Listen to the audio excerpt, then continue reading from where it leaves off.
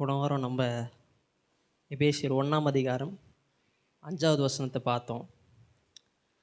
இப்போ கூட அக்கா சொன்னாங்க, ரட்சிப்பை மனுஷன் விரும்பவும் இல்லை, ஆசையும் படல. ஆனால் தேவன் என்ன பண்ணுறாருன்னா நம்மளுக்காக ரட்சிப்பை ஏற்படுத்துகிறார். ஆமென். இன்றைக்கி போய் சிவிசேஷம் சொன்னான்னா அவன் சொல்கிறான், என்ன சொல்கிறான்னா, நாங்களே என் வாழ்க்கையை பார்த்துக்கிறோம், எதுக்கு சிவிசேஷம், எதுக்கு இயேசு? பாருங்கள், மனுஷன் ரட்சிப்பை விரும்பவில்லை, ஆசையும் படல. ஆனால் தேவன் அதை பிதா என்ன பண்ணுறாருன்னா அதை ரெடி பண்ணுறார். அவர் ஆசைப்படுறார், அவர் விருப்பம் பண்ணுறார். அதான் எபேசியர் 1ஆம் அதிகாரம் 5வது வசனத்தை பார்த்தோம். எதுக்கு இதெல்லாம் செய்கிறாருன்னா, பிரியமானவருக்குள் தாம் நமக்கு தந்திருந்த தம்முடைய கிருபையின் மகிமைக்கு புகழ்ச்சியாக. ஏன் ரட்சிப்பை ஆண்டவர் உண்டு பண்ணுறாருனா, இதன் மூலியமாக அவர் மகிமைப்பட வேண்டும். இப்போ இயேசு வருவதன் மூலமாக என்ன ஆகுதுன்னா, பிதாவாகிய தேவன் மகிமைப்படுகிறார். அந்த எபிரேயரில் 1ஆம் அதிகாரம் 3ஆம் வசனம் பார்த்தோம். இவர் அவருடைய மகிமையின் பிரகாசமும் அவருடைய தன்மையின் சொரூபமாக இருந்து சர்வத்தையும் தம்முடைய வல்லமையுள்ள வசனத்தினால் தாங்குகிறார். தாமே நம்முடைய பாவங்களை நீக்கும் சுத்திகரிப்பை உண்டு பண்ணி உன்னதங்களில் உள்ள மகத்துவத்துடைய வலது பார்சில் உட்கார்ந்தார். இப்போது இயேசுவின் மூலியமாக பிதாவுடைய மகிமை வெளிப்படுகிறது நாம் பார்த்தோம். அதுக்கப்புறம் மகிமையுடைய அர்த்தங்களை பார்த்தோம். மகிமைக்கு அர்த்தம் என்னன்னா, அழகு, கம்பீரம், சிறந்தது, சிறப்பாக, அற்புதம், மகத்துவம், வல்லமை, நித்தியம். இது எல்லாம் எப்படி வெளிப்படுதுன்னா, இயேசுவின் மூலியமாக சிலுவையில் மறிக்கிறதன் மூலியமாகவே அவருடைய அழகு வெளிப்படுகிறது. அவர் அடிக்கிறாங்க, ஆனாலும் என்ன சொல்கிறாருன்னா, இவர்களை மன்னியும். அதன் மூலயமா அவருடைய அழகு வெளிப்படுகிறது, அவருடைய கம்பீரம் வெளிப்படுது, அவருடைய சிறந்தது வெளிப்படுது. இன்னும் சிறப்பாக, அற்புதம், மகத்துவம் எல்லாமே இந்த ரட்சிப்பினுடைய வேலையில் வெளிப்படுது. அது மட்டும் பார்க்கல, அந்த ரட்சிப்புடைய வேலை நடக்கும் பொழுது பழைய ஏற்பாட்டில் ரட்சிப்புடைய வேலை நடக்குது. என்ன பண்ணுறாங்கன்னா, ஆசரிப்பு கூடாரத்துள்ள மகாபரிசுத்த ஸ்தலத்துக்குள்ளே அவங்க போய் ரத்தத்தை சிந்துறாங்க. ரத்தத்தை சிந்தும் பொழுது என்ன நடக்குதுன்னா, 1 ராஜாக்கள் 8ஆம் அதிகாரம் 11ஆம் வசனத்தில் பார்த்தோம். மேகத்து நிமித்தம் ஆசாரியர்கள் ஊழியம் செய்ய நிற்க கூடாமல் போயிற்று, கர்த்தருடைய மகிமை கர்த்தருடைய ஆலயத்தை நிரப்பிற்று. அப்போ எல்லா இடத்துலையும் ரட்சிப்பு நடக்கிற இடத்துல எல்லாமே கர்த்தருடைய மகிமை அங்கே வெளிப்படுது. அது மட்டும் பார்க்கல, அந்த இஸ்ரவேல் ஜனங்க செங்கடல்கிட்ட போகும் பொழுது அவங்க மீட்கும் வேலையில் கர்த்தருடைய மகிமை, ஷக்கீனா மகிமை என்ன பண்ணுதுன்னா அவர்கள் பின்னாடி வந்து நிழலிட்டதுன்னு பார்த்தோம். இப்போ இயேசு என்ன பண்ணுறாருன்னா, கர்த்தருடைய மகிமையை பிதாவுடைய மகிமையை வெளிப்படுத்துகிறார். அதுக்கப்புறம் என்ன பார்த்தோம்னா, நம்ம ஏன் ஆண்டவர் உண்டாக்குனாரு, நம்மளை ஏன் உண்டாக்குனாருன்னா அவரை மகிமைப்படுத்தும்படியே நம்மளை உண்டாக்குனாரு. ஆனால் என்ன பண்ணிட்டான்னா, நீங்கள் சொல்கிறத நான் கேட்கணுமா, இந்த பழத்தை சாப்பிடக்கூடாதுன்னு சொன்னார், சாப்பிடாதுன்னு சொன்னார். ஆனால் இவன் என்ன பண்ணுறான், நீங்கள் சொல்கிறத நான் கேட்கணுமா, என் வாழ்க்கைக்கு நானே கடவுளாக இருக்கிறேன்னு சொல்லிட்டு தேவனை மகிமைப்படுத்தாமல் அவனையே மகிமைப்படுத்தினான். ஆனால் ரட்சிப்பை எதுக்கு உண்டாக்குனார்னா, இதன் மூலியமாய் தேவன் மகிமைப்பட வேண்டும்னு ரட்சிப்பை உண்டாக்குனார். ஏன் அதுக்கப்புறம் என்ன பார்த்தோன்னா, இயேசு ஏன் ரொம்ப நாள் கழித்து வரணும், ஆதாம் ஏவாள் பாவம் செஞ்சோன்னே வந்திருக்கலாமே, இயேசு ஏன் ரொம்ப நாள் கழித்து வரணும்? அது பார்க்கும் பொழுது அதன் மூலியமாய் அவருடைய நீதி வெளிப்படும். ஆமென். அந்த ரோமர் 3ஆம் அதிகாரம் 25வது வசனத்திலிருந்து 26வது வசனம் பார்த்தோம். தேவன் பொறுமையாக இருந்த முற்காலத்தில் நடந்த பாவங்களை தாம் பொறுத்து கொண்டதை குறித்து தம்முடைய நீதியை காண்பிக்கும் பொருட்டாக தாம் நீதி உள்ளவரும் இயேசுவிடத்தில் விசுவாசிக்கிறவனை நீதிமானாக்கிறவாய் விளங்கும்படி இக்காலத்திலே தமது நீதியை காண்பிக்கும் பொருட்டாக கிறிஸ்து இயேசுடைய இரத்தத்தை பற்றும் விசுவாசனாலே பலிக்கும் கிருபாதார பலியாக அவரை ஏற்படுத்தினார். ஏன் ரொம்ப நாள் வெயிட் பண்ணார்னா, ஆதாமேவல் பாவம் செஞ்சவனே இயேசு வந்திருந்தானே என்ன சொல்லிட்டுருப்பாங்கன்னா, நாங்களே எல்லாம் பார்த்து இருந்திருப்போமே. நீங்கள் என்ன பண்ணுறாருன்னா வெயிட் பண்ணுறாரு.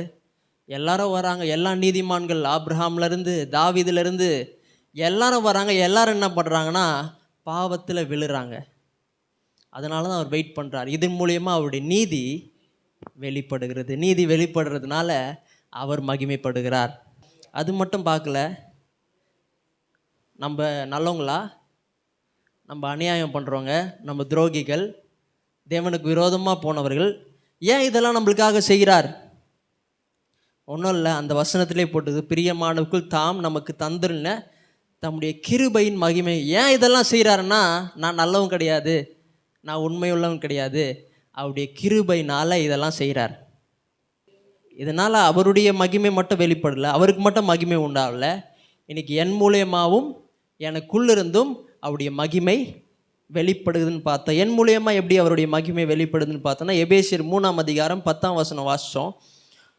உன்னதங்களில் உள்ள துரைத்தனங்களுக்கும் அதிகாரங்களுக்கும் அவருடைய அனந்த ஞானமானது சபையின் மூலமாய் தெரிய வரும் பொருட்டாக. தேவதூதர்கள்லாம் தெரியல இயேசு ஏன் சிலுவைக்கு போனார், ஏன் இயேசு ஏன் இப்படி மறிக்கிறார், அகோர மரணத்தை ஏன் இயேசு ஏற்றுக்கொள்கிறார் அப்படின்னு தேவதூதர்கள்லாம் தெரியல. ஆனால் நான் இன்னைக்கு பிரசங்கம் பண்ணிருக்கிறதுனாலே இன்றைக்கி தேவதூதர்கள்லாம் தெரியுது. ஆமென், ஹல்லேலூயா. நீங்கள் இந்த இடத்துல எவ்வளோ இருக்கிறீங்களோ அதே போல் தேவதூதர்களும் இந்த இடத்துல இருக்கிறாங்க. ஆமென்.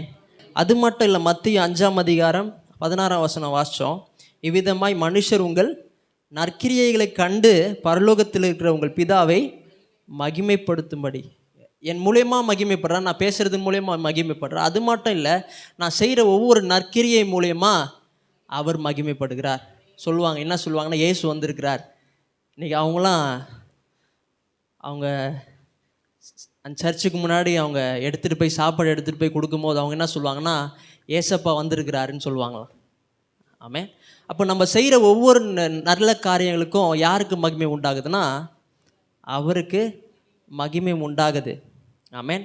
அது மட்டும் பார்க்கல, இன்னொரு காரியம் பார்த்தோம். இந்த பிரியமானவன் என்ற வார்த்தை எப்படின்னா, லூக்கா பயன்படுத்தின அதே வார்த்தையோடு ஒத்து போகுதுன்னு பார்த்தோம். லூக்கா என்ன வார்த்தையை பயன்படுத்தினார்னா, லூக்கா 1:28 பார்த்தோம்.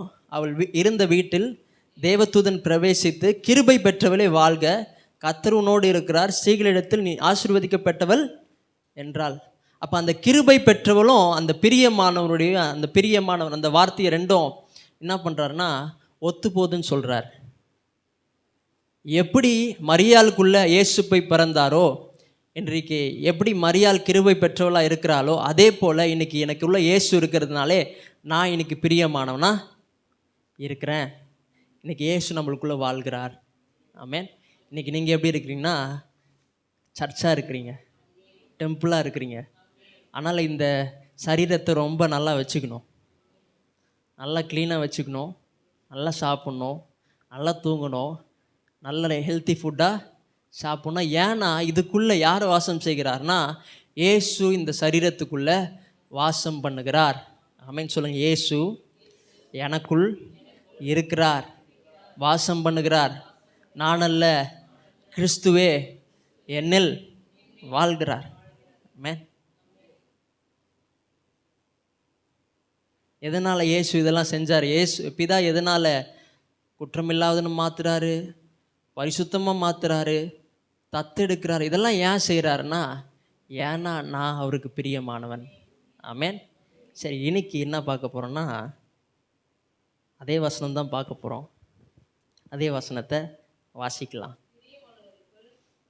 5வது வசனம், 1:5.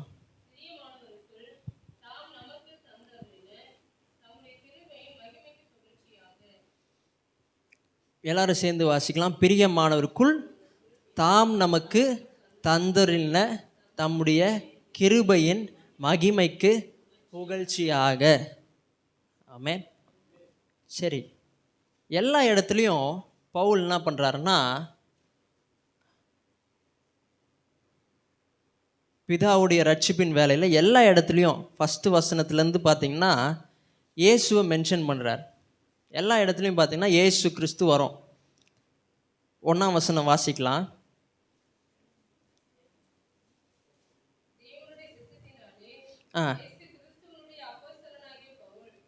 எபேசுவிலே கிறிஸ்து இயேசுவுக்குள் விசுவாசியாயிருக்கிற பரிசுத்தவான்களுக்கு எழுதுகிறதாவது. இந்த இடத்துல பார்த்தீங்கன்னா இயேசு கிறிஸ்துவனுடைய அப்போஸ்தலனாகிய பவுல் எபேசில கிறிஸ்து இயேசுவுக்குள் 2 வாட்டி இயேசு கிறிஸ்துவை அவர் மென்ஷன் பண்ணுறார். அடுத்த வசனம் வாசிங்க.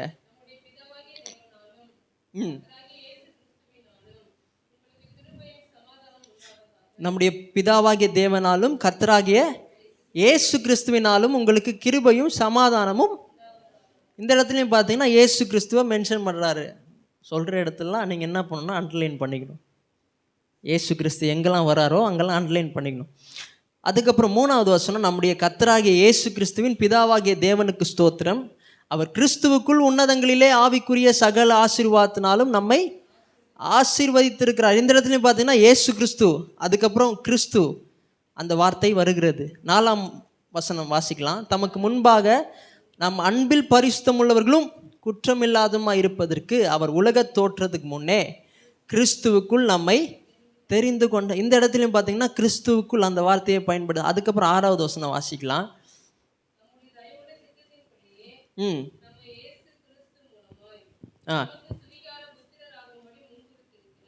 தம்முடைய தயவுள்ள சித்தத்தின்படி நம்மை இயேசு கிறிஸ்துவின் மூலமாய் தமக்கு சுவிகார புத்திரராகும்படி முன்குறி. இந்த இடத்துலையும் பார்த்தீங்கன்னா இயேசு கிறிஸ்து வரார். ஆனால் 5வது வசனத்தில் இயேசு கிறிஸ்து வரல. அதுக்கு பதிலாக என்ன பண்ணுறாருன்னா, பவுல் பிரியமானவருக்குள் தாம் நமக்கு தந்துள்ள தம்முடைய கிருபையின் மகிமைக்கு புகழ்ச்சியாக. பாருங்க, பவுல் சும்மா எழுதலை, ஆவியானவரால் ஏவப்பட்டு எழுதியிருக்கிறார். ஆமென். சும்மா ஏதோ பவுல் எழுதின நிருபம் கிடையாது. இது எல்லாமே பரிசுத்த ஆவியானவரால் ஏவப்பட்ட எழுதின வார்த்தைகள். பரிசுத்த ஆவியானவர் என்ன பண்ணார்னா சொன்னார், டிக்டேட் பண்ணார், அதை மனுஷங்க எழுதினாங்க. அதனால் அது வேல்யூ கிடையாதா? இல்லை, பரிசுத்த ஆவியானவர் சொன்னது தான் மனுஷங்க எழுதினாங்க. ஆமென். இது பவுல் எழுதலை, இதை யார் எழுதியிருக்கிறார்னா பரிசுத்த ஆவியானவர் எழுதியிருக்கிறார். இந்த பிரியமானவர், இந்த இடத்துலையே அவர் பிரியமானவருக்குள் தாம் நமக்கு தந்துள்ள தம்முடைய கிருபையின் மகிமைக்கு புகழ்ச்சியாக. இந்த இடத்துலையே அவர் பிரியமானவர்னு எழுதணும். இயேசு எழுதாமல் இந்த இடத்துலையே பிரியமானவர்னு எழுதணும். யார் அந்த பிரியமானவர்? மத்தேயு 3ஆம் அதிகாரம் 17ஆம் வசனம் வாசிக்கலாம்.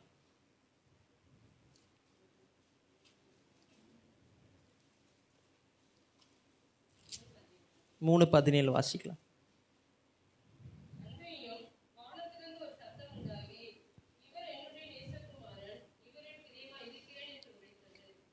அன்றியும் வானத்திலிருந்து ஒரு சத்தம் உண்டாகி, இவர் என்னுடைய நேசகுமாரன், இவரில் பிரியமாய் இருக்கிறேன். இது எங்கே நடக்குதுன்னா, இயேசு ஞானஸ்தானம் எடுக்கும் போது அங்கேருந்து ஒரு சத்தம் கேட்குது. என்ன சத்தம்னா பிதாவுடைய சத்தம் கேட்குது. என்ன சத்தம்னா, இவர் என்னுடைய நேச குமாரன்.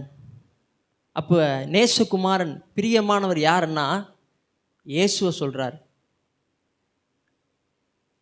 அப்போ இதெல்லாம் தெரிந்து கொள்கிறாரு, பரிசுத்தமாக மாற்றுறாரு, குற்றமில்லாமல் மாற்றுறாரு, பிள்ளைகளாக மாற்றுறாரு. இதெல்லாம் யாருக்குள்ளே வச்சு செய்கிறாருன்னா பிரியமானவருக்குள்ளே வச்சு தான் நம்மளுக்கு செய்கிறார். ஆமென். மத்தேயு 17ஆம் அதிகாரத்தில் 5வது வசனம் வாசிங்க.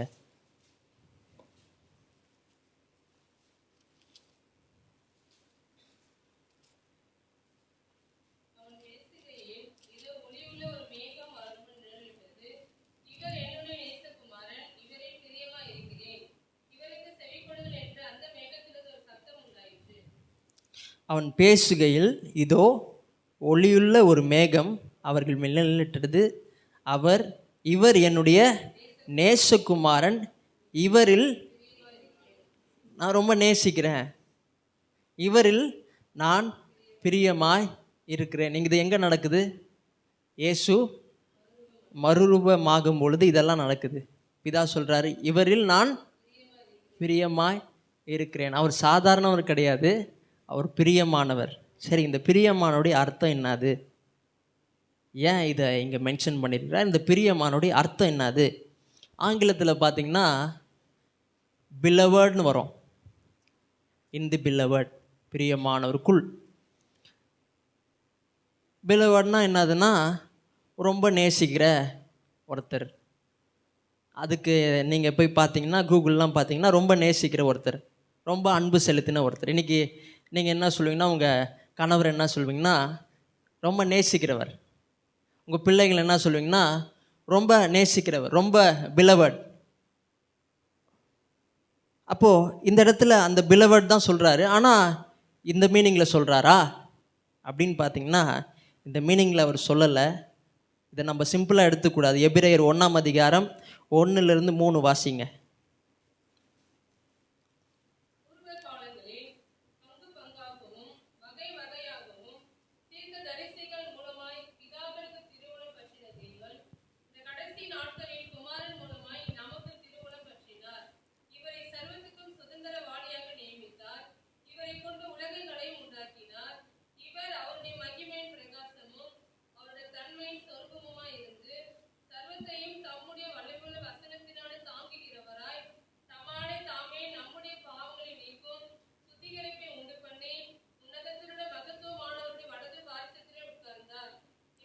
போதும்.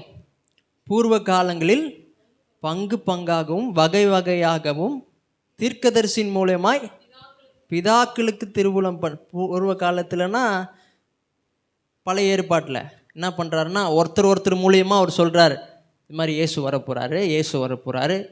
பங்கு பங்காகவும் வகை வகை குறிப்பிட்ட ஆட்கள் மூலியமாக சொல்கிறாரு. தீர்க்கதரிசி மூலியமாய் பிதாக்களுக்கு திருவுளம் பற்றின தேவன் இந்த கடைசி நாட்களில் குமாரன் மூலமாய் நமக்கு திருவுளம் பற்றினார். இவரை சர்வத்துக்கும் சுதந்திரவாளியாக நியமித்தார். இவர் யாருன்னா சர்வத்துக்கும் சுதந்திரவாளி. யாரு? இந்த பிரியமானவர் சர்வத்துக்கும் சுதந்திரவாளி. இவரால் தான் இந்த உலகங்கள்லாம் உண்டாக்கப்பட்டுச்சு. இவரை கொண்டு உலகங்களை உண்டாக்கினார். இவரை கொண்டு தான் என்ன பண்ணுறாருன்னா இந்த உலகத்தையே உண்டாக்குனார். இது எப்படி உண்டாச்சுன்னா ஒரு வார்த்தையை சொன்னார், வார்த்தையினால உலகங்கள் உண்டாச்சு. அவர் யார்? இயேசு யாருன்னா வார்த்தையாகவே இருக்கிறார். அப்போ இவரை வச்சு தான் எல்லாமே செய்கிறார். சர்வத்துக்கும் சுதந்திரவாளி. அவருக்கு ஒரே பேரான குமாரன். இவர் யாருன்னா சர்வத்துக்கும் சுதந்திரவாளி. இவர் யாருன்னா இவர் வச்சு தான் எல்லாத்தையும் உண்டாக்குறாரு. ரொம்ப நேசித்த ஒரு மகன். ஆமேன். ஏதோ நேசித்த ஒரு மகன் கிடையாது, ரொம்ப ரொம்ப நேசித்த ஒரு மகன், நித்தியமாக நேசித்த ஒரு மகன். நம்ம என்னென்னா கொஞ்ச நாள் தான் வாழ போகிறோம். கொஞ்ச நாள் வாழும் போது ஏன் பிள்ளை அவர் என்ன பண்ணுறாருன்னா நித்தியமாக அவரை நேசிக்கிறார். அவரை என்ன பண்ணுறாருன்னா உங்களுக்காக எனக்காக அவரை ஒப்பு கொடுக்கிறார். ஏதோ பிலவட்னா ஏதோ நேசித்த ஒரு மகன் கிடையாது, நித்தியமாக அவரோடு கூட இருந்தவர். நித்தியமாக அவரோடு கூட இருந்தவர், அவரோடு ட்ராவல் பண்ண அவரே பிதா என்ன பண்ணுறாருன்னா எப்பயுமே அவரே நேசிச்சுட்டு இருக்கார். எப்பயுமே அவரை நேசித்து எப்பயுமே அவர் உறவாடி கூட அவரோடு கூட இருக்கிற ஒரு மகனை எனக்காக இந்த உலகத்தில் அனுப்புனார். ஏன்னா நான் விடுதலை ஆகும்படி, நான் இந்த பாவத்திலிருந்து வெளியே வரும்படி. ஹல்லேலூயா. அப்போது இந்த பிலவட்னா பிரியமானவனா யாருன்னா ஏதோ நேசித்த மகன் கிடையாது, நித்தியமாக நேசிக்கிற ஒரு மகன். அவர் என்ன பண்ணுறாருன்னா எனக்காக அனுப்புகிறார். இதன் மூலயமா என்ன வெளிப்படுதுன்னா அவருடைய அன்பு வெளிப்படுது, பிதாவுடைய அன்பு வெளிப்படுது. ஆமென். யோவான் 1:18 வாசிங்க.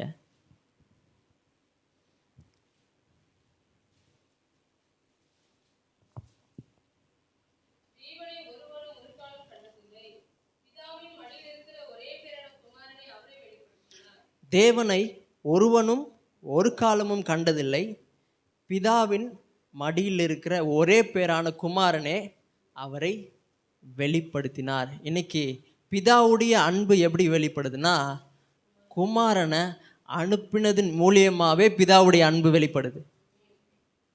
ஏதோ சாதாரண ஒரு குமாரன் கிடையாது, ஏதோ 30 வருஷம், ஏதோ 40 வருஷம், ஏதோ ஒரு 50 வருஷம் அவனோட கூட இருந்துட்டுருக்கு அந்த குமாரன் கிடையாது.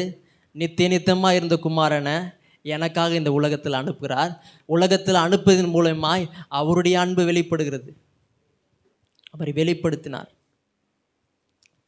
நிறைய பேர் என்ன சொல்கிறாங்கன்னா புதிய ஏற்பாட்டில் தான் நாங்கள் பிதா அன்பு உள்ளவர்னு பார்க்குறோம், பழைய ஏற்பாட்டில் பிதா ரொம்ப எப்படி இருக்கிறாருன்னா கோபமானவராக இருக்கிறாரு. பழைய ஏற்பாட்டில் எது பண்ணாலும் என்ன பண்ணுவாருன்னா அடிச்சே காலி பண்ணுறார், எதனா ஒன்று செஞ்சு காலி பண்ணுறார். இல்லைங்க, அவர் எப்பவுமே ஒரே மாதிரி தான் இருக்கிறார். அவர் நேற்றும் இன்றும் என்றும் பழைய ஏற்பாட்டிலையும் சரி புதிய ஏற்பாட்டிலையும் சரி அவர் ஒரே மாதிரி தான் இருக்கிறார். பழைய ஏற்பாட்டில் பார்த்துருக்கீங்களா பிதாவை? என்ன பண்ணுவார் தெரியுமா? கோவப்படுவார், பாவம் செஞ்சால் அவர் தண்டிப்பார், அவர் எல்லாத்தையும் செய்வார்.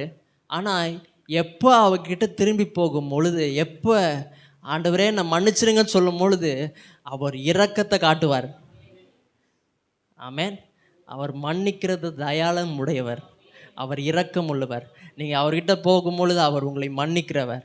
ஆமென். அவர் பழைய ஏற்பாட்டில் ஒரு மாதிரி இருந்தார், புதிய ஏற்பாட்டில் ஒரு மாதிரி இருக்கிறார்ல. அவர் எப்பவுமே ஒரே மாதிரி தான் இருக்கிறாரு. அவர் நித்தியமாக ஒரே மாதிரி தான் இருக்கிறாரு. அவர் அன்பானவர். அதனால தான் பாடுறோம், அன்பான தேவன் என்னோடு வருவார், அது போதும் என் வாழ்விலே. ஆமென். அப்போது எல்லா இடத்துலையும் தேவன் பிதா என்ன பண்ணுறாருன்னா அன்பானவர்.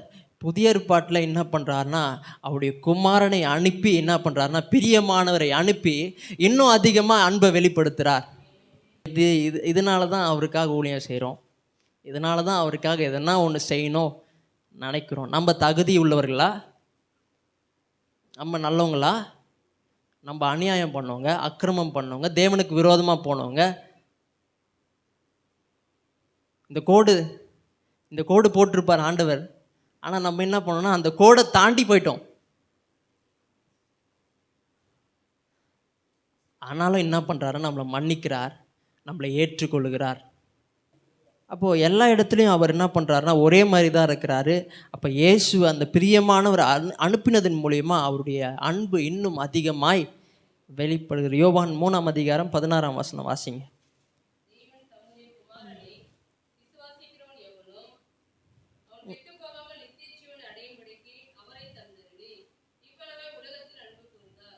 தேவன் தம்முடைய ஒரே பேரான குமாரனை விசுவாசிக்கிறவன் எவனோ அவன் கெட்டு போகாமல் நித்திய ஜீவனை அடையும்படிக்கு அவரை தந்துருளி இவ்வளவாய் உலகத்தில் யார் அன்பு கூர்ந்தார்? இயேசுவா? வசனத்தை பாருங்க. தேவன் தம்முடைய ஒரே பேரான குமாரனை விசுவாசிக்கிறவன் எவனோ அவன் கெட்டு போகாமல் நித்திய ஜீவனை அடையும்படிக்கு அவரை தந்துருளி இவ்வளவாய் உலகத்தில் யார் அன்பு கூறுறாருன்னா பிதாவாகிய தேவன். எப்படி அன்பு கூறாருன்னா இயேசு அனுப்பினதன் மூலியமா, பிரியமானவர் அனுப்பினதன் மூலியமா பிதாவாகிய தேவன் என்ன பண்ணுறாருன்னா அவருடைய அன்பை வெளிப்படுத்துகிறார். அந்த இடத்துல பார்த்தீங்கன்னா விசுவாசிக்க எவனோ அவன் குடிகாரனாக இருக்கலாம், அவன் பாவியாக இருக்கலாம், அவன் கொலைகாரனாக இருக்கலாம். ஆனால் எப்போ இயேசுவை விசுவாசிக்கிறானோ அன்னைக்கே அவன் எப்படி மாறிட்டான்னா பிள்ளையாக மாறிட்டான். ஆமென். அதுக்கப்புறம் அவன் கெட்டு போக மாட்டான். அதுக்கப்புறம் அவனுக்கு நித்திய ஜீவன். இதுதாங்க அவரு. எவ்வளோ பெரிய பாவியாக இருந்தாலும் இயேசு கிட்ட வரும்பொழுது அவனுக்கு ரட்சிப்பை கொடுக்குறார், அவனுக்கு பரலோகம். ஆமென். ஹல்லேலூயா. நீங்கள் ஒருவேளை பாவம் செஞ்சுருக்கலாம், செஞ்சுட்டு தான் இருக்கிறோம், இன்னைக்கு கூட செய்கிறோம், ஒவ்வொரு நாளும் செய்கிறோம். ஆனால் அவர் நம்ம ஏற்றுக்கொள்ளுகிறார். இன்றைக்கி நம்ம மறிச்சா எங்கே போவோம்னா ஹெவனில் இருப்போம். இல்லை இயேசு வரத்துக்கு முன்னாடி 10 நிமிஷத்துக்கு முன்னாடி நான் பாவம் செஞ்சுட்டேன் அதனால நான் நரகத்துக்கு போயிடுவேன்னா இல்லைங்க. போன வாரம் சொன்னேன், நீங்களே உங்கள் பிள்ளைகளை விட்டு போயிடுவீங்களா? 2 பிள்ளைங்க இருக்கிறாங்க, ஒரு பிள்ளைகளை மட்டும் ஊட்டி கூட்டின்னு போயிடுவீங்களா? என்ன பண்ணுவீங்க? போகும்போது அது தப்பு செஞ்சால் கூட என்ன பண்ணியிருப்பீங்கன்னா 2 பிள்ளைங்களும் கூப்பிட்டு போவீங்க. ஆமென். அதனால் வசனம் சொல்லு, அவரை விசுவாசிக்கிறவன் எத்தனை பேர்களோ அத்தனை பேர்களும் தேவனுடைய பிள்ளைகளாகும்படி அவர்களுக்கு அதிகாரம் கொடுத்தார். 10 நிமிஷம் முன்னாடி பாவம் செஞ்சாலும் நீங்கள் அவருடைய பிள்ளை தான், உங்களை கூப்பிட்டு போயிடுவார். ஹல்லேலூயா. அதனால் பாவம் செஞ்சுட்டே இருக்கலாமா? செய்ய முடியாதுங்க. இவ்வளோ அன்பு உங்களுக்கு வெளிப்படுத்தியிருக்கிறார், நீங்கள் எப்படி பாவம் செய்வீங்க? அப்போ எவனோ யாராக இருந்தாலும் சரி அவனுக்கு நித்திய ஜீவனை அவர் தருகிறார். ரோமர் 8:32 வாசிங்க.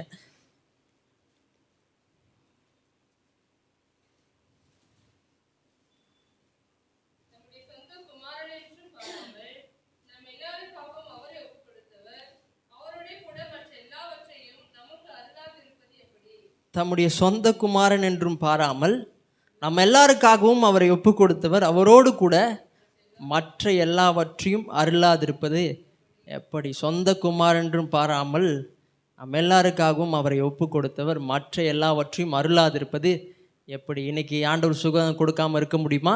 இன்னைக்கு உங்கள் பிரச்சனையை மாற்ற முடியாமல் இருக்க முடியுமா? முடியும். அவருடைய குமாரனே கொடுத்துட்டார், பிரியமானவனே உங்களுக்காக கொடுத்துட்டார், நித்திய நித்தியமாக நேசித்தவரே உங்களுக்காக கொடுத்தார். மற்ற காரியங்களை கொடுக்காதிருப்பது எப்படி? ஆமென். ஒருத்தர் சொல்கிறார், என்ன சொல்கிறாருன்னா,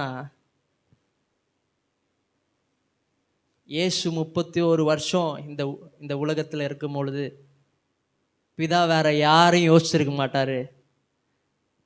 அவர் முழு கான்சன்ட்ரேஷனும் யார் மேலே இருந்திருக்கோன்னா அவருடைய பிரியமானவனையே நோக்கி இருந்திருக்கோம். ஆமென்.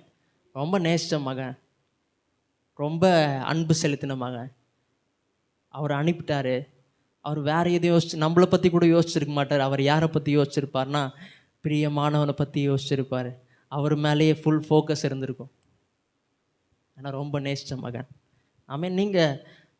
நீங்கள் உங்கள் வாழ்க்கையில் யோசிச்சு பாருங்கள். உங்களுடைய பையனை நீங்கள் ஏதோ ஒரு யாருக்காகையோ விரோதமாக போனவங்களுக்காக உங்கள் பையனை கொடுப்பீங்களா?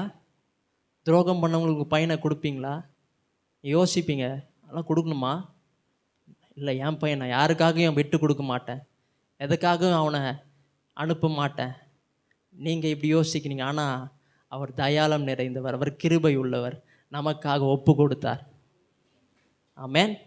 இதன் மூலயமா பிதாவுடைய அன்பு மட்டும் வெளிப்படலை, இயேசுடைய அன்பும் வெளிப்படுகிறது, இந்த பிரியமானவருடைய அன்பும் வெளிப்படுகிறது. அவர் என்ன பண்ணுறாருன்னா, நான் சொன்னேன், முன்னாடி சொல்லியிருந்தேன், அந்த ரட்சிப்பின் வேலையில் அவங்க 3 பேர் யோசிச்சுட்டு இருந்தாங்க. பிதா இருந்தார், குமாரன் இருந்தார், பரிசுத்த ஆவியானவர். பிதா சொல்கிறாரு, இந்த ஜனங்கள்லாம் ரட்சிக்கப்படணும்னா யாருன்னா போய் ஒருத்தர் சாகணும். அவங்க எப்படி இருக்கணும்னா அவங்க பாவம் இல்லாமல் இருக்கணும், அவங்க பரிசுத்தமாக இருக்கணும், அவங்களுக்குள்ள எந்த பாவமாக இருக்கு, அவங்க போய் சாகணும். பிதா சொல்லிகிட்டே இருக்கும் பொழுது இயேசு என்ன பண்ணுறாருன்னா, அவங்களுக்காக நான் போகிறேன். அவர் என்ன பண்ணுறாரு, வாலண்டியராக நான் போய் அதை செய்கிறேன்னு சொல்லிட்டு இயேசு சொல்கிறார். இதன் மூலயமா இயேசுடைய அன்பு வெளிப்படுகிறது. அது மட்டும் இல்லை, அவர் தன்னை தாழ்த்தினார். பிலிப்பியர் 2ஆம் அதிகாரம் 6வது வசனத்திலிருந்து 8வது வசனம் வாசிங்க. அவர் தேவனுடைய ரூபமாக இருந்தும் தேவனுக்கு எப்படின்னா ஈக்குவலாக இருந்தார். தேவனோ குமாரனோ ஈக்குவலாக இருந்தாங்க. சமமாக இருப்பதை கொள்ளையாடின பொருளாக எண்ணாமல், அதை அப்படியே அப்படியே அப்படியே அப்படியே அப்படியே வச்சுக்கலாம் அப்படிலாம் யோசிக்கல. கொள்ளையாடின பொருளாக எண்ணாமல் அதை யோசிக்கல. தம்மைத்தாமே வெறுமையாக்கி அடிமையின் ரூபம் எடுத்து மனுஷ சாயலானார். நம்ம என்ன பண்ணுவோம்னா, ஒரு பொசிஷன் கொடுத்தோடனே அந்த பொசிஷன்லேருந்து நம்ம கீழே வரமாட்டோம். ஒரு நல்ல ஒரு லீடராக நம்மளை ஆக்கிட்டா கூட நம்ம என்ன பண்ணுவோம்னா யோசிப்போம். நம்மளை கீழே நீ என்ன பண்ணோன்னா அந்த வேலையை நீ பார்க்கணும், நீ அந்த வேலை நீ செய், என்ன பண்ணணும், நம்ம என்ன பண்ணோன்னு யோசிப்போம். ஆனால் இவருக்கு எந்த வேலைன்னா, இந்த அண்ட சராசரங்களுக்கும் அதிபதியாக இருந்தவர் நம்மளுக்காக என்ன பண்ணுறாருன்னா தம்மைத்தாமே வெறுமையாக்கினா என்ன பண்ணுறாருன்னா அவரையே மரியாளுடைய கர்ப்பத்தில் அடக்கினார். எல்லாத்தையும் உண்டாக்குன தேவன், எல்லாவற்றையும் சிருஷ்டித்த தேவன் என்ன பண்ணுறாருன்னா சாதாரண ஒரு மனுஷனுடைய கர்ப்பத்தில், மனுஷியோட கர்ப்பத்தில் அவர் அடக்கி கொள்ளுகிறார். 10 மாதம் என்ன பண்ணுறாருன்னா அது உள்ளே இருக்கிறார். யார்? கடவுள். 10 மாதம் உள்ளே இருக்கிறாரு. ஒரு ஒரு இதுவே ஹெல்ப்லெஸ்ஸாக, யாரும் உதவிக்கு இல்லாமல் அவர் என்ன பண்ணுறாருன்னா உள்ளே இருக்கிறார். யாருக்காக? எனக்காக. ஆனால் இதெல்லாம் நம்ம பேசணுன்னா இதெல்லாம் ஒரு மேட்ராங்க, இதெல்லாம் பேசிகிட்டு இருக்கீங்க. நீங்கள் நல்லா இருக்கிறது காரணம் சிலுவை தாங்க. அதான் சொல்கிறார், சிலுவை குறித்த உபதேசம் கெட்டு போகிறவர்களுக்கு பைத்தியமாக இருக்குது, ஆனால் எனக்கு எப்படி இருக்குன்னா தேவ பலனாக இருக்கிறது. ஆமீன். இன்னைக்கு யாரும் என்ன பண்ண மாட்டாங்கன்னா சிலுவை குறித்து பேச மாட்டாங்க, ஆனால் அதுதான் தேவ பலன். ஆமேன். சொல்லுங்கள், தேவ பலன். இவர் என்ன பண்ணுறாருன்னா தம்மைத்தாமே வெறுமையாக்கி அடிமையின் ரூபம் எடுத்து மனுஷ சாயலானார். அவர் என்ன பண்ணுறாருன்னா ஹெல்ப்லெஸ்ஸாக இருக்கிறார்.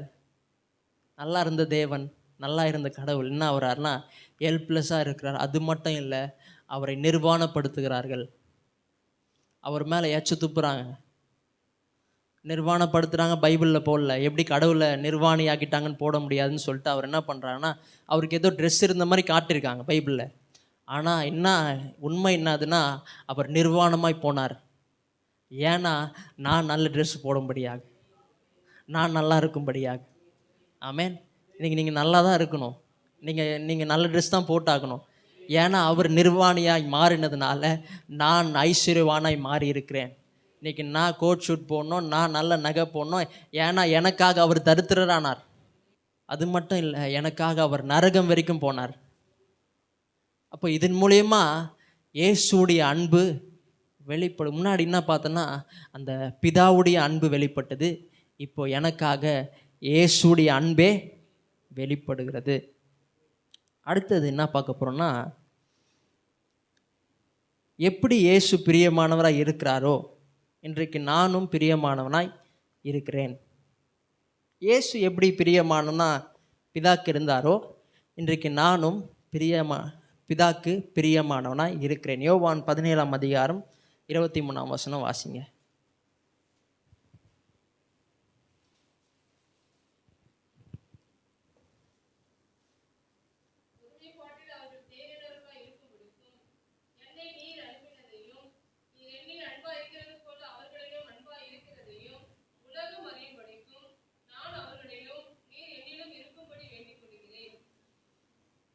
ஒருமைப்பாட்டில் அவர்கள் தேறினவர்களாய் இருக்கும்படி என்னை நீர் அனுப்பினதையும் நீர் என்னில் அன்பாய் இருக்கிறது போல, யாரு? பிதா இயேசுவில் அன்பாய் இருக்கிறது போலவே அவர்களிலும், யார் அவர்கள்? என்னையும் அவர் என்ன பண்ணுறாருன்னா, பிதாக்கு இயேசு எப்படி அன்பாய் இருக்கிறது போலையும் என்னிலும் அவர் அன்பாய் இருக்கிறார். ஆனால் இன்னைக்கு நம்ம உலகத்துக்கிட்ட போய் சொல்லி பாருங்க, இயேசு உங்களை நேசிக்கிறார், போடா எனக்கு தெரியும். ஒரு நாள் நாங்கள் போகும்போது என்ன பண்ணாங்கன்னா, இயேசு நேசிக்கிறான்னு சொன்னோம், அப்படியே கதவு சாத்துனாங்க. இன்னைக்கு உலகம் அறியாது இருக்கிறது, உலகம் இன்னைக்கு தெரியாமல் இருக்கிறது. இயேசு நேசிக்கிறாருன்னு சொன்னால் இல்லை, அவர் நேசிக்க தேவையில்ல. உலகம் அறியும்படிக்கு நான் அவர்களிலும் நீர் என்னிலும் இருக்கும்படி வேண்டிக் கொள்ளுங்க. என்ன பண்ணுறாருன்னா இயேசு ஜெபிக்கிறார், இதெல்லாம் அவங்க அறிந்து கொள்ளணும். ஆமேன். இன்றைக்கி நம்ம ஜெபிக்கணும். ஒவ்வொரு நாளும் என்ன பண்ணணும்னா, பிதா எப்படி இயேசு அன்பாக இருக்கிறது போலும் இன்னைக்கு எல்லாரையும் என்ன பண்ணுறாருன்னா இயேசு பிதா நேசிக்கிறார். ஆனால் இன்றைக்கி அவர்களுக்கு தெரியணும். அதற்காக நம்ம என்ன பண்ணணும்னா ஒவ்வொரு நாளும் உட்காந்து, ஆண்டவரே நீங்கள் எப்படி இயேசுவை நேசிச்சிங்களோ அதே போல் இந்த உலகத்தில் இருக்கிறவங்க நேசிக்கிறீங்க, அது அவங்களுக்கு தெரியணும். அதுக்கு உதவி செய்யுங்க. அவங்களுக்கு பிரகாசமுள்ள மனக்கண்கள் உண்டாயிருக்கட்டும். இன்றைக்கி நம்மளுக்கு கூட சில நேரங்கள் இதெல்லாம் ரொம்ப பேச முடியுது, என்ன ஆகுதுன்னா எதுக்கு இதெல்லாம் தேவையில்லாத வேலை அப்படின்னு யோசிக்கிறோம். ஆனால் பவுல் என்ன பண்ணுறாருன்னா அடிக்கடி என்ன பண்ணுறாருன்னா அவர்களுக்கு பிரகாசமுள்ள மனக்கண்கள் உண்டாயிருக்கணும். இன்றைக்கி அந்த பிரகாசமுள்ள மனக்கண்கள் உண்டாயிருந்தால் தான் நம்ம இதெல்லாம் புரிஞ்சிக்க முடியும். அது நம்மளுக்கு தேவ பலனாக இருக்கும். ஆமேன். அதுக்கப்புறம் என்ன சொல்கிறேன்னா, இது என்ன பண்ணணும்னா உள்ளான மனுஷனையும் வெள்ளமையாக பலப்படுத்துமா. அப்போ நம்ம ஒவ்வொரு நாளும் நம்ம ஜெபம் பண்ணோம், எல்லாருக்காக ஜெபிக்கணும், இந்த உலகத்துக்காக ஜெபிக்கணும், இந்த உலகம் ரட்சிக்கப்படணும், அதுக்காக ஜெபிக்கணும். தாங்க இந்த மெசேஜ் கொடுத்ததுக்கப்புறம் நான் என்ன பண்ணேன்னா ஜெபித்தேன், இந்த உலகம் ரட்சிக்கப்படணும். எத்தனையோ பேருக்கு நம்ம சிவிச்சை சொல்லியிருக்கிறோம். ஆனால் ஆண்டவர் தான் என்ன பண்ண போகிறாருன்னா வெளியே செய்ய போகிறார். ஆமேன். பரிசுத்த ஆவியானவர் கிரியை செய்யாமல் எதுவும் நடக்க போகிறது நம்ம சொல்கிற வேலை. ஆனால் விளைய செய்கிறவர் பரிசுத்த ஆவியானவர். நம்ம ஜெபம் பண்ண கடவுள் என்ன பண்ணுவார்னா கிரியை செய்வார், ஆட்களை அனுப்புவார், சபைக்கு அனுப்புவார். எங்கெல்லாம் சபை இருக்கோ, இன்றைக்கி நம்ம என்ன பண்ணுறோன்னா அங்கே போய் நம்ம கவர்மெண்ட் ஹாஸ்பிட்டலில் போய் நம்ம இது சுவிசேஷம் சொல்கிறோம், பரவாயில்ல, அங்கேருந்து இங்கே வர முடியாது தான், ஆனால் எங்கன்னா போட்டோம் அவங்க ரட்சிக்கப்படணும். ஆமேன். எல்லாருடைய நோக்கமும் என்னன்னா அவங்க ரட்சிக்கப்படணும், எல்லாரும் இயேசுவை ஏற்றுக்கொள்ள வேண்டும். ஆமேன். கொலோசியர் 3:12 வாசிங்க.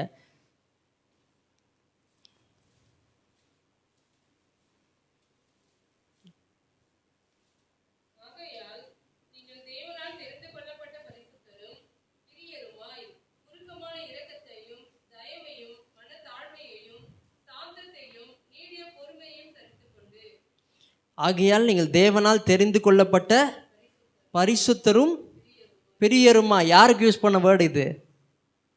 இயேசுக்கு யூஸ் பண்ண வேர்டே என்ன பண்ணுறாருன்னா, பவுல் என்ன பண்ணுறாருன்னா நமக்கு சொல்கிறார். எப்படி இயேசு பிதா எப்படி இயேசுவை நேசித்தாரோ அதே போல் பிதா இன்னைக்கு இயேசுவின் மூலயமா என்ன நேசிக்கிறார். இன்னைக்கு நான் சொல்கிறேன், நான் பிரியமானவன். அதனால் ஃபாதர் பாடு, பிரியமானவனே உன் ஆத்துமா வாழ்வது. நிறைய பேருக்கு எதை வச்சு இந்த பாட்டு பாடுறாங்க, ரொம்ப நேசிக்கிறாருன்னு பாடுறாங்களா என்ன தெரில. இது இயேசுக்கு கொடுத்த டைட்டில் இன்னைக்கு பிதா எனக்கு கொடுத்துருக்கிறார். ஆமென், அல்லேலூயா. 2 தெசலோனிக்கேயர் 2ஆம் அதிகாரம் 13ஆம் வசனம் வாசிங்க, முடிக்கலாம்.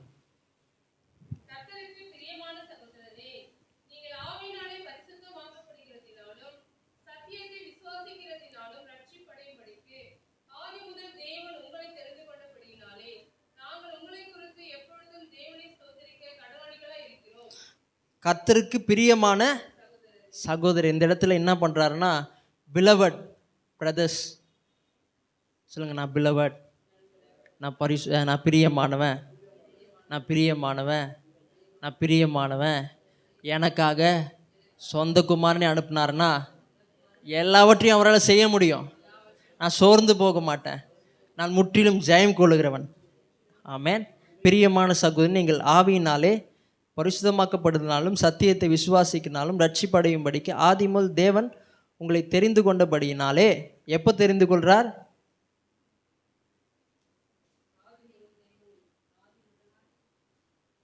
ஏதோ இன்னைக்கு நான் பாவம் செஞ்சோடனே ஆண்டவர் எதனா இவனை பாவத்திலேருந்து விடுதலை ஆக்கணுமே, இவனுக்காக ரத்தம் இல்லைங்க. நீங்கள் பாவம் செய்வீங்க தெரிஞ்சுன்னு என்ன பண்ணுறாருன்னா, ஆதி முதல் உங்களை தெரிந்து கொண்டபடியினாலே நாங்கள் உங்களை குறித்து எப்பொழுதும் தேவனை ஸ்தோத்தரிக்க கடனாளிகளாக இருக்கிறோம். நம்ம இன்னைக்கு ஏன் துதிக்கிறோன்னா, நம்ம கடனாளி, துதிச்சு தான் ஆகணும். இங்கே நிறைய பேர் என்ன பண்ண மாட்டுறாங்கன்னா, துதிக்க மாட்டுறாங்க. அவங்களுக்கு தெரில, சத்தியம் தெரில. ஒன்றும் நம்ம ஏன் துதிக்க மாட்டுறாங்கன்னா நம்ம கேட்டால் ஈஸியாக சொல்லிடலாம். அவங்களுக்கு சத்தியம் தெரில.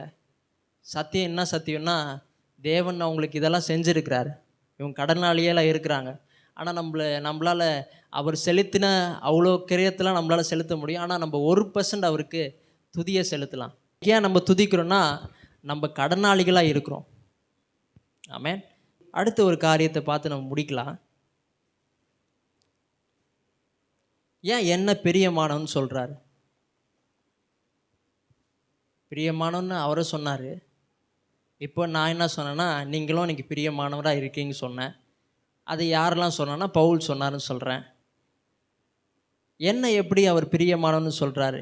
ஏன் என்ன பிரியமானவன்னு சொல்கிறாருன்னா, இன்னைக்கு நான் யாருக்குள்ளே இருக்கிறேன்னா கிறிஸ்துவுக்குள்ளே இருக்கிறேன்.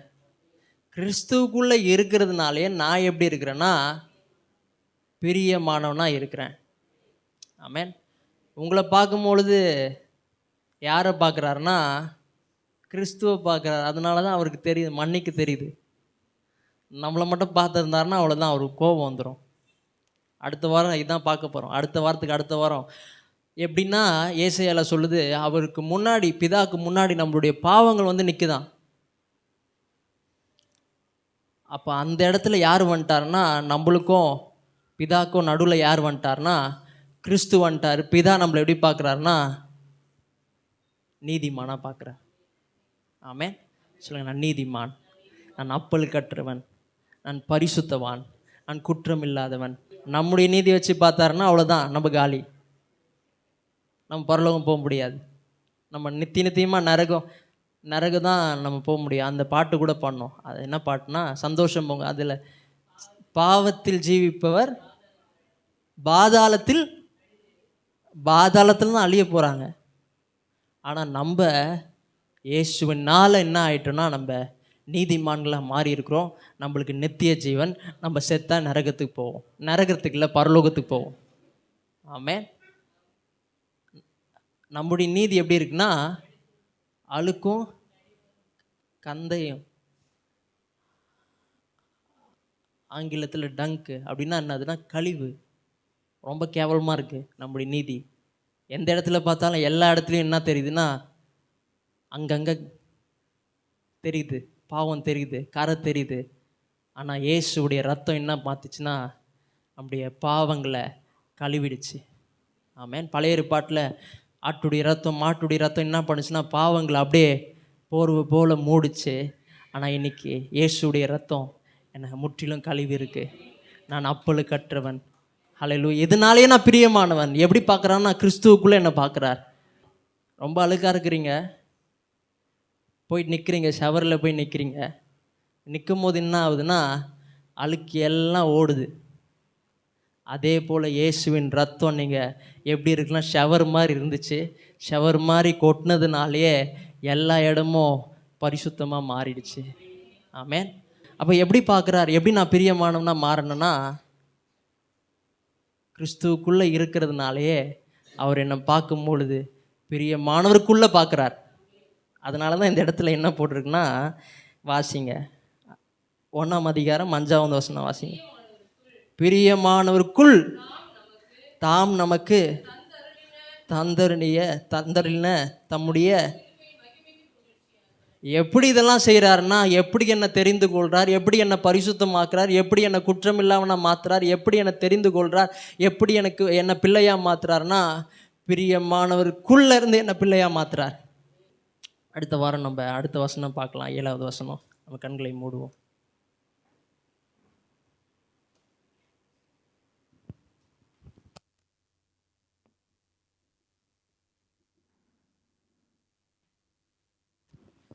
நம்ம எல்லோரும் கண்களை மூடி தேவனை நோக்கி பார்ப்போம். நல்ல ஒரு சத்தியத்தை நம்ம இருக்கிறோம், கேட்டிருக்கிறோம். எல்லாரும் கண்களை மூடுவோம். இயேசு பிரியமானவராய், தேவனுக்கு பிரியமானவராய் இருந்த இயேசு நமக்காக ஒப்பு கொடுக்கப்பட்டார். நம்ம அவ்வளோ பிரியமானவங்களாம் இல்லை, அவர் பிரியமானவர். அவர் இயேசுவை நமக்காக ஒப்பு கொடுத்தார். நம்ம பிரியமாய் பார்க்க முடியாத இருந்த நம்மளை அவர் கிட்ட வச்சு பார்க்க முடியாய் இயேசுவை பிரியமானவரை நமக்காக ஒப்பு கொடுத்தார். பிரியமானவர்களுக்குள்ளே நம்ம பார்க்க முடியாய். இன்றைக்கி இயேசு உங்களை தனியாக பார்க்கல, தேவன் உங்களை தனியாக பார்க்கல, இயேசுக்குள்ளே பார்க்குறார். ஒருவேளை இந்த இடத்துல குற்றமான சாட்சியோட இந்த இடத்துல ஒரு வேளை பாவம் பண்ணிட்டேன், ஒரு வேளை தப்பு பண்ணிட்டேன்னு சொல்லி ஒரு வேளை இந்த இடத்துல நின்று கொண்டிருந்தா, இன்றைக்கி இயேசு உங்கள் மேலே கோபமாக இல்லை, இயேசு உங்கள் மேலே தண்டிக்கிறவராக இல்லை, இயேசு உங்களை நிர்மூலமாக்குறவராக இல்லை, உங்களை கிறிஸ்துவுக்குள்ளே பார்க்குறார். அவருடைய நீதி உங்களுடைய நீதி, அவருடைய பரிசுத்தம் உம்முடைய பரிசுத்தம், அவருடைய இரக்கம் உம்முடைய இரக்கம். இன்றைக்கி அப்படி தான் பார்க்குறார். எல்லாரும் கண்களை மூடி கரங்களை உயர்த்தி, ஆண்டவரே நீர் எவ்வளோ நல்லவர் ஆண்டவரே, கிறிஸ்துவுக்குள்ளே எங்களை பார்க்குறீங்களா ஆண்டவரே, ஆண்டவரே உங்களுடைய பிரியமானவரை எங்களுக்காக நீங்கள் கொடுத்தீங்களா ஆண்டவரே, நாங்கள் பிரியமாய் ஆண்டவரே எங்களை பிரியமாய் பார்க்கும்படியாய் ஆண்டவரே இந்த உலகத்தில் ஆண்டவரே நாங்கள் ஆண்டவரே உங்களை பிரதிபலித்து ஆண்டவரே வாழும்படியாய் ஆண்டவரே எங்களை நீங்கள் ஆண்டவரே எங்களுக்காக ஆண்டவரே இயேசுவை ஒப்பு கொடுத்தீங்களா ஆண்டவரே, உமக்கு நன்றி ஆண்டவரே, நன்றி செலுத்துகிறோம், நன்றி செலுத்துகிறோம், நன்றி செலுத்துகிறோம் ஆண்டவரே. நாங்கள் பிரியம் இல்லாத தூரமாக இருந்தோம்ப்பா, காணியாட்சிக்கு புறமாக இருந்தோன்னு வேதம் சொல்லுகிறது ஆண்டவரே. உங்களை விட்டு எங்கேயோ தூரமாக போயிட்டோம், ஆனால் எங்கள் ஆண்டவரே பிரியமாய் பார்க்க முடியாய் பிரியமானவரே ஆண்டவரே எங்களுக்காக ஒப்பு கொடுத்துரு, அதற்காக நன்றி செலுத்துகிறோம், உம்மை உயர்த்துகிறோம் ஆண்டவரே, உம்மை ஸ்தோத்தரிக்கிறோம் ஆண்டவரே. அப்பா நாங்கள் உண்மையாகவே நாங்கள் கடனாளிகளாக இருக்கிறோம் ஆண்டவரே, உங்களை துதிக்கும்படியாக நாங்கள் கடனாளிகளாக இருக்கிறோம்ப்பா ஆண்டவரே. இந்த சத்தியத்தை தெரிந்து கொண்ட மகளே நீ உன்னை இந்த நாட்களில் நீ ஒரே ஒரு கடனை நீ ஆண்டவருக்கு செலுத்தினா, நீ துதிக்க ஆண்டவரே நான் இங்கேயே இருந்தேன், பாவத்தில் இருந்தேன், சாபத்தில் இருந்தேன் ஆண்டவரே, அப்பா கொலையான சேற்றிலிருந்து கர்த்தர் என்னை தூக்கி எடுத்தாருன்னு சொல்லி சங்கீதக்காரன் சொன்னது போல் எங்கே இருந்து உன்னை தூக்கி எடுக்கும்படியாய் அவருடைய சொந்த குமாரனை உனக்காக கொடுத்தாரே, அதற்காகவே நீ துதிக்கும்படியா நீ கடனாளியாக இருக்கிற. இன்றைக்கி நீ இந்த காரியத்தை செய்யும் போது கர்த்தர் உன் கடன்களை எல்லாவற்றையும் மன்னிக்கிற தேவனாக இருக்கிறார். எல்லாரும் உள்ளத்தின் ஆழத்திலிருந்து ஆண்டவரே இந்த சத்தியம் ஆண்டவரே உங்களுக்கு சமூகத்தில் ஆண்டவரை துதிக்கும்படியாய், ஆண்டவரை ஆராதிக்கும்படியாய் எங்களை ஆண்டவரை உங்கள் சமூகத்தில் தள்ளி விட்டதுக்காக நன்றி செலுத்துகிறோம். ஆண்டவரே உம்மை உயர்த்துகிறோம், உம்மை ஸ்தோத்தரிக்கிறோம், உமக்கு நன்றி செலுத்துகிறோம். ஆண்டவரை எவ்வளோ நல்லவர் ஆண்டவரே. எங்கள் ஆண்டவரை கிறிஸ்துவுக்குள்ளே பார்க்கும்படியாய், எங்களை பாவத்தை பார்க்காதபடிக்கு எல்லாவற்றையும் சிலுவையில் அவர் மேலே போட்டு ஆண்டவரை அவருக்குள்ளே இருக்கிற பரிசுத்தத்தை ஆண்டவரை எங்களை வச்சு நீங்கள் பார்த்தீங்களா ஆண்டவரே. உமக்கு நன்றி செலுத்துவோம் ஆண்டவரே. இன்னும் நான் உங்களை துதிப்போம் ஆண்டவரே. தாவீது சொன்னது போல முழு பலத்தோட முழு ஆத்துமாவோடு உங்களை துதிக்கிறதுக்கு எங்கள் கிருபை பாராட்டுங்க ஆண்டவரே. ஆண்டவரே இந்த கடத்தை நாங்கள் அடைக்கிறவர்களாய், ஒவ்வொரு நாளும் ஆண்டவரே இந்த கடத்தை நாங்கள் அடைக்கிறவர்களாய் ஆண்டவரே முழு பலத்தோடு உங்களை துதிக்கும்படியாய் கர்த்தர் எங்களுக்கு கிருபை பாராட்டும்படியாக நாங்கள் செபிக்கிறோம் ஆண்டவரே. உம்மை உயர்த்துகிறோம், உம்மை ஸ்தோத்தரிக்கிறோம் ஆண்டவரே. வந்து ஒவ்வொருத்தருக்காக நான் ஸ்தோத்தரிக்கிறேன் ஆண்டவரே. இந்த சத்தியம் இவங்களுக்கு ஆண்டவரே 30, 60, 100 இவங்களை ஆழத்துக்குள்ளே போகட்டும்ப்பா. இதை இவங்க புரிந்து கொண்டால் போதும் ஆண்டவரே. இவங்க குற்ற மனசாட்சிக்குள்ளே போக மாட்டாங்கப்பா. எல்லாம் அவர் மேலே போயிடுச்சு. நான் பாவி இல்லை, நான் வந்து அநீதிமான் கிடையாது, நான் நீதிமான் என்ற அந்த நீதியில் உங்களை பார்ப்பாங்களா ஆண்டவரே. அப்பா இந்த சத்தியம் உங்களுக்குள்ளே போகட்டும். 30, 60, 100 பலன் உண்டாகட்டும் நாங்கள் சொல்லி செபிக்கிறோம்.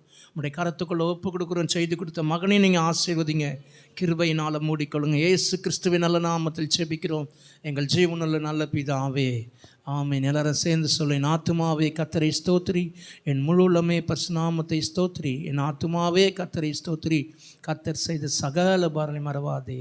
ஆமென். ஆமென். கர்த்தர் உங்களை ஆசீர்வதிப்பார்.